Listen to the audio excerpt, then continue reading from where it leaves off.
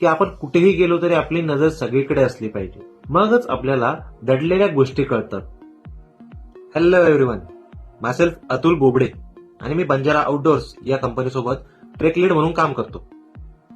काही दिवसांपूर्वी मी इंस्टाग्रामवर प्रतीक खर्डेकर यांचा एक वासोट्याचा व्हिडिओ पाहिला. हा व्हिडिओ बघून घ्या. यामध्ये त्यांनी जंगली प्राण्यांच्या नखांचे निशाण दाखवले आहेत, जसं की अस्वल आणि बिबट्या. आणि मग हा पाहून मलाही उत्सुकता लागली की यार आपल्याला पण असे निशाण बघायचेच. अशा पुन्हा कुठेतरी असतीलच, कारण प्राणी नाही पण त्यांचे निशाण तरी आपण बघू शकतोच. मग 25 जानेवारीला मी माझा एक ग्रुप घेऊन वासोट्याला गेलो होतो आणि माझी नजर प्रत्येक झाडावरून फिरत होती की कुठे काही दिसतंय का, एखादा प्राणी दिसतोय का. आणि अचानक एका झाडावर माझी नजर पडली.